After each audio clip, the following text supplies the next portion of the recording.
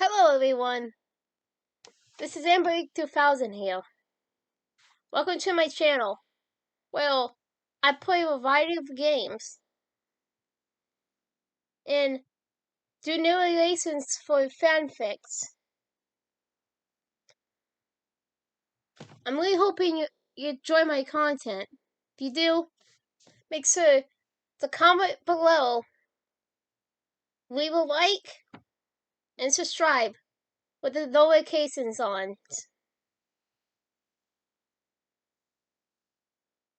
Right, so next time, this is AmberAnkNA. Welcome to my channel. So, hi. Strumming Her Pain, Chapter 4, Part 3. Holding Mass in my arms feels good. So tasting her on my tongue feels even better, somehow. My lips are literally tingling from how much they were slipping and striding around hers. I strode my tongue around my gums in a circular motion, resisting the urge to kiss her again. Don't overdo it, please. We just made out on my bed for like half an hour and are now cuddling. I always deeply cared about Mass, but I didn't realize what it meant until this weekend.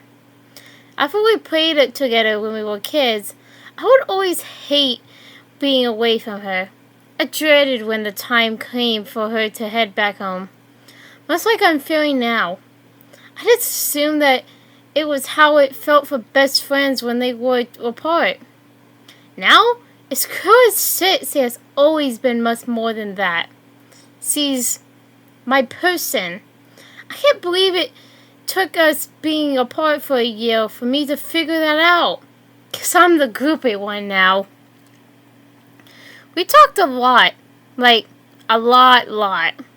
It feels nice to be able to steal my farts in a vulnerable way, without any sort of hesitation or fear of being judged or saying something wrong.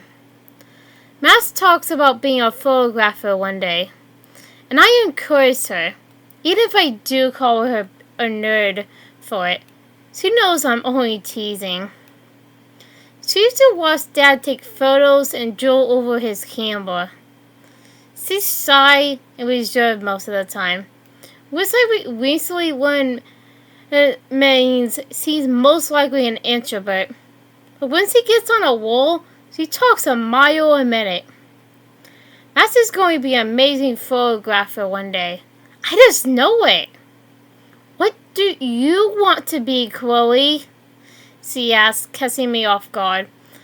I'm going on about myself, but what I really want to know is about you. Mass giggles in her hands. It's so funny, Dorkmeister.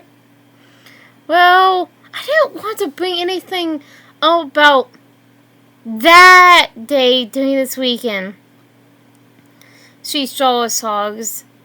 But I had a funny idea about your job being something to do with blowing stuff up. Sort of like when we blew up your dolls. That was amazing. We were right over there. She points towards the floor where the explosion happened. There's still a tiny char mark that wouldn't even notice if you didn't know what you were looking at. Damn, she means that day. Those second dogs had it coming. I say through my farts. I say, though my thoughts are now drifting back to when my dad died. Keep looking at me funny. Bitches got what they deserved. I obviously didn't mean to take my mind back there for any mean-spirited reason. I just hate that day so damn much. I know, she does too. Max giggles again, and I force a sort of mysterious smile. But I can't stop thinking about how shitty it all was.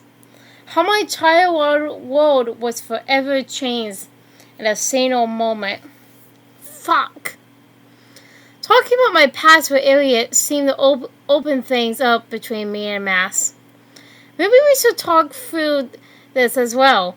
I wish we could get that said over and done with. Maybe not, though. I don't know if I can talk about it at all. You're the best bowl upper. I know, Chloe. Is that a word? Mask gives me a half smile that looks super dorky, but I find adorable. What are they teasing you in that fancy Seattle school? Apparently nothing. Nada, zero, zilts. We both laughed, and I saw her taking on her sides, between her ribs.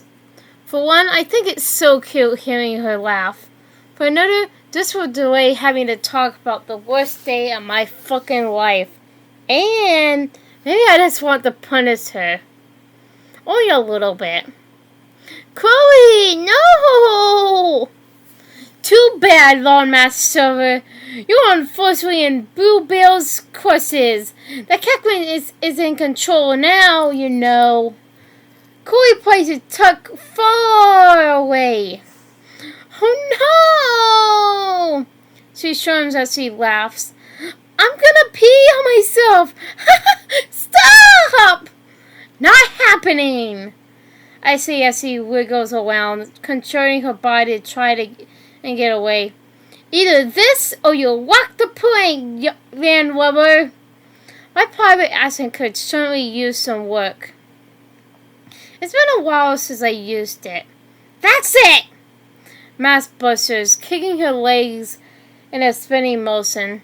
She flicks around and lands on top. Her knees fall on either side of my torso, straddling me. She unapologetically digs her finger into my ribs and begins to jerk my body. Shit, you turned it around! Man, stop! No can do, Bluebeard. She did quills with a look of determination on her face. Fuck, she's strong to have such a small body. Finally, she pins my arms back above my head. I want her to take control, of course. At least that's what I tell her if she asks. We stare at each other for a couple of seconds before Max cranes down and pushes her lips as it's mine again. This time, they fall into place perfectly. I guess doing this enough, we're starting to get really good at it. God, I fucking love her. Finally, I pulled away. Mask follows her bow and responds with a little upset grunt. Mask, can we talk about, that damn day? You brought it up, and I'm not mad or anything. It might actually be good.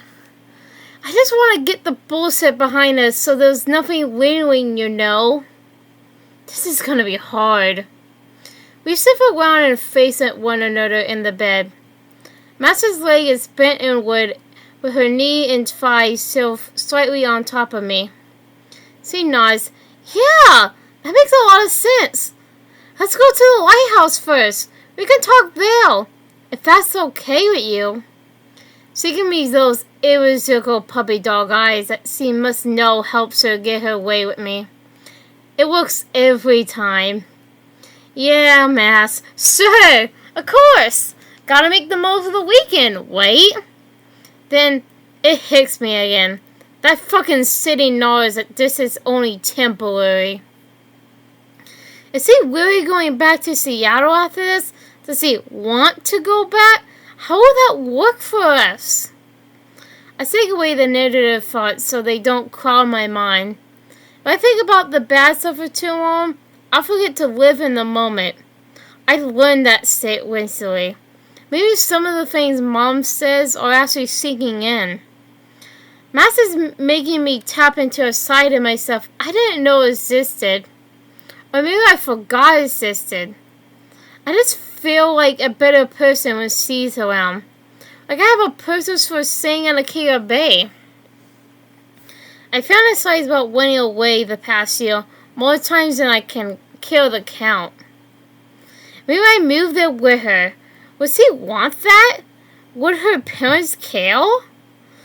Mask moves completely off of me and pivots to the side, nearing herself up to a sand.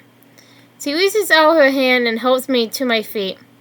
You know, Mask rambly messing, your smells exactly the same as I remember it. Funny, huh? I pull Mask into my chest and bury my face in her hair. I feel a leafy, dramatic sniff. I step back. You smell exactly the same as I remember too, Maximus. Is that a good thing? She suddenly sinks back into herself, and her voice inflects a tempered tone. Hells yes! That's a good thing. I love the way you smell, dude. Always have. Max makes a weird face, and I'm not sure how to take it. Oh no, was that too far? Damn, Corey, you fucking weirdo. She tiptoes and kisses me lightly on the cheek. I guess we could then. Lighthouse time, she whispered as she turned towards the door. Lighthouse! I abruptly yell, raising my arms above my head, inadvertently causing Master jump. Another Korean Master Adventure awakes! Bah! About perfectly doing things that are opposite of what Mask would do. Her accents are priceless. Mask grabs a messenger bag and places her camera inside. She stretches it over her shoulder and whirls it around her neck and arm. Something near my desk there must catch Mask's eye. She stands there and stares at, from my perspective, the damn corner. To Mask? You still with me? The energy in the room is suddenly struck out like an unseen, powerful bathroom has stretched on. What the hell is he working at? Then I see it. Under a humbled pile of clothes that I outgrew months ago, the speaker and post-it are sticking out. I never removed the note after I found it on my bedroom floor after the funeral. The words, I'm sorry, are written in black softly on the note. They might as well be tattooed on my heart in gray and black and fucking blood red. I listened repeatedly to the tape Mask left for several days straight, until I just couldn't anymore. Then I allowed it to get buried so I wouldn't have to look at it any longer. One moment it meant everything to me. The next, it hurt too much to even think about. We're always together, okay? Even when we're apart, we still Max and Chloe. I hear myself utter the words towards Max's back. Those words echoed through my head in an endless loop every day for months. Even after hiding the tape player, I could hear Max's voice like she was in the room with me. I created an invisible mask in my mind to replace the one that actually left me behind. My eyeballs lower as my heart breaks again. It happened a year ago, but somehow it feels like a slightly first slice. We still Max and Chloe, I say again, but Max still doesn't turn around. Why won't he look at me? I feel a flame rising from my stomach and into my throat. It burns. All I can do is open my mouth and let the fire loose. Otherwise, it will scald me from the inside, burning me to death. Why the fuck didn't you call me, Max? I need you so damn bad. And there it is. I forgave her on the phone last week. Then again, when we talked together in bed last night, at least I thought I did. Apparently forgiveness doesn't always include forgetting. Look at me! I scream. From behind, also she lifts her arms and folds her hands over her face. She sinks back into herself again and trembles. Fuck me, I'm such an asshole! Oh no, Max! I already lift my eyebrows. I realize how I just treated her. She finally turns to face me, removes her hands from in front of her tear-filled eyes. She wipes the liquid from her palms onto her jeans.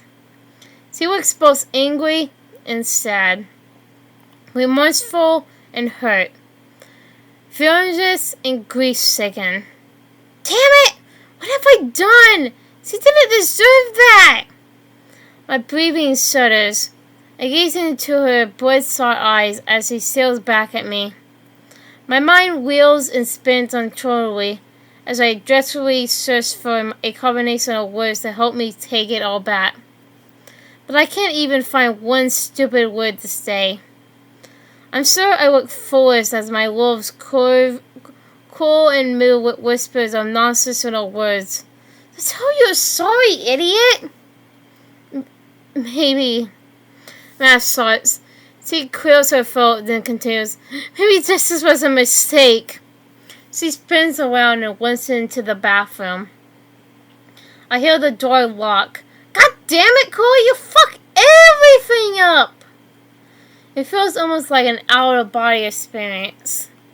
I fall face first on my bed and curl my legs beneath me.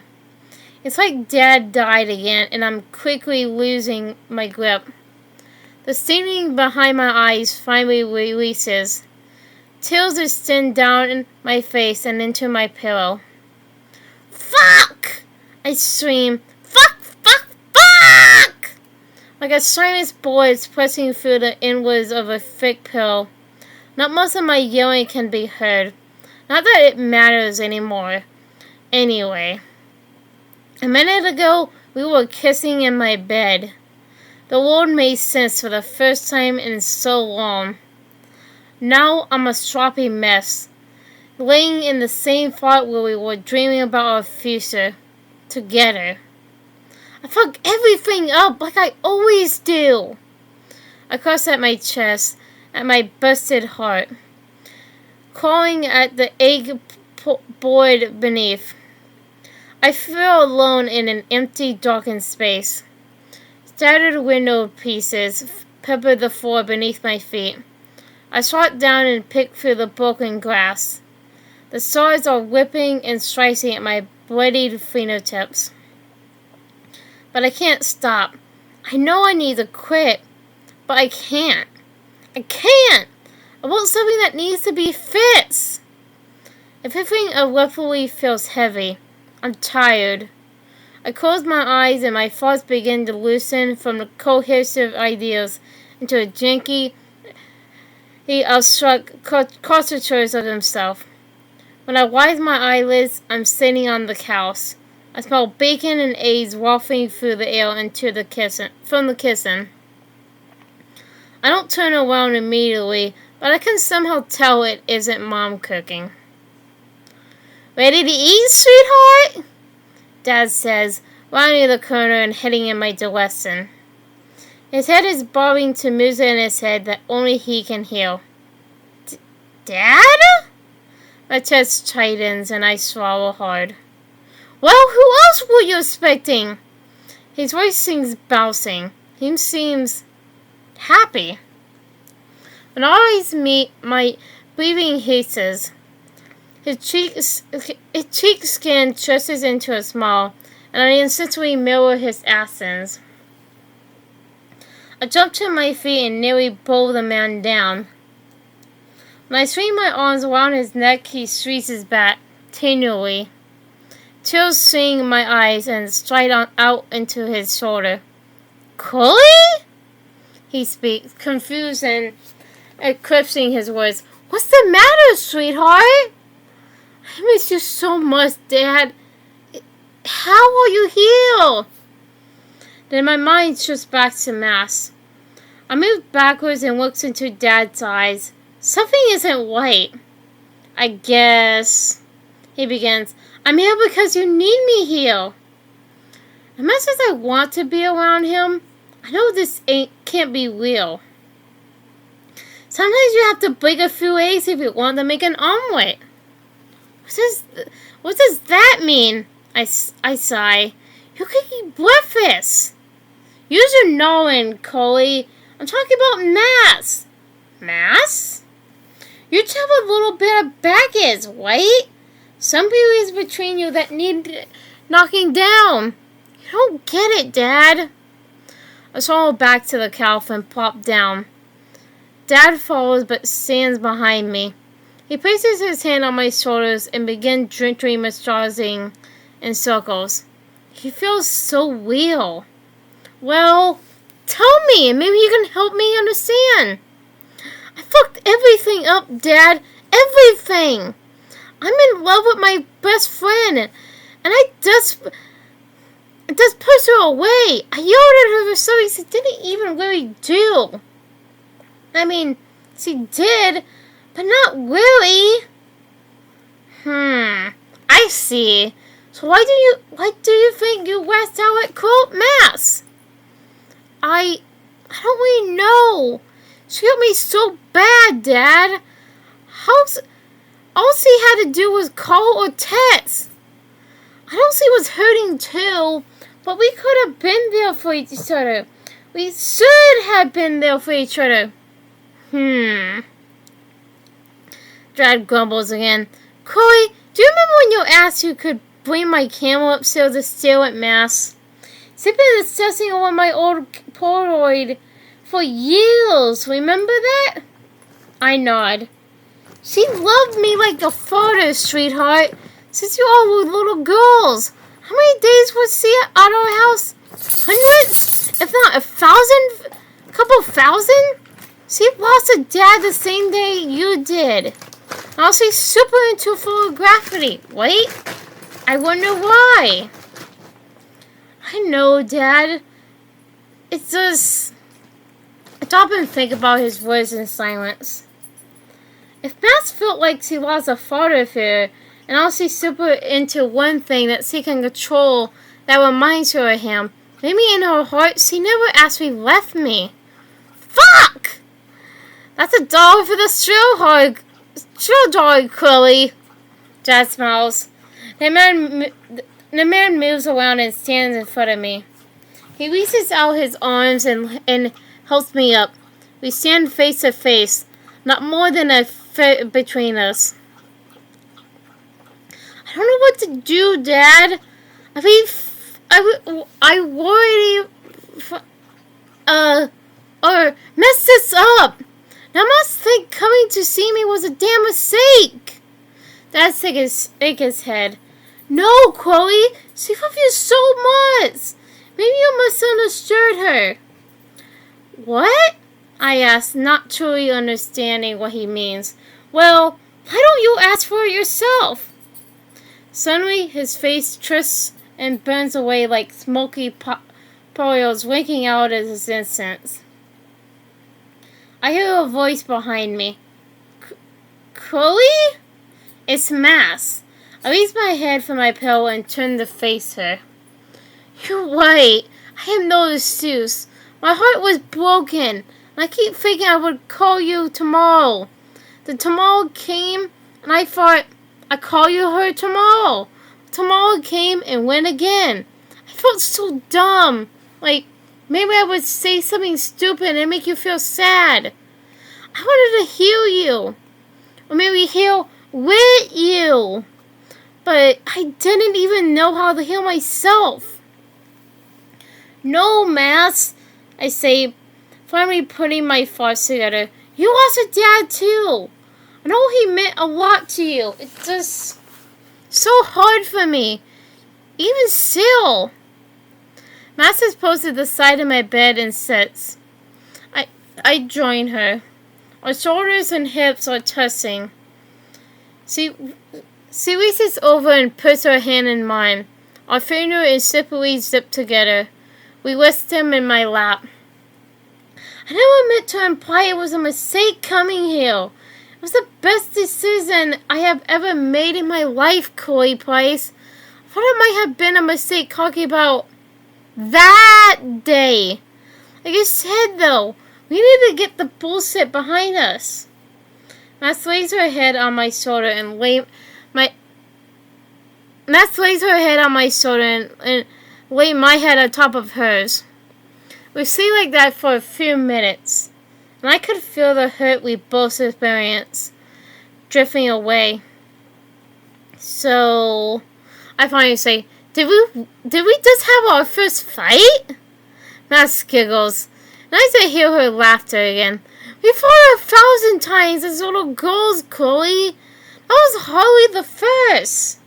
Yeah, I know. Not since we've been, you know. I nudge her at my shoulder, and she nudges me back. So we've been what? She grins and struts, moving her face up towards mine. Girlfriends! I say if asking a question. Sounds good to me. She responds before cupping her hand on my cheek and pulling me into another kiss. Hi everyone. This is AmberAnkNA 2000 again. Well, I hope you enjoyed the video. Because, I really did enjoy making it. But, so I hope you enjoyed it. Comment, like, and subscribe with the notifications on down below. Till next time, bye!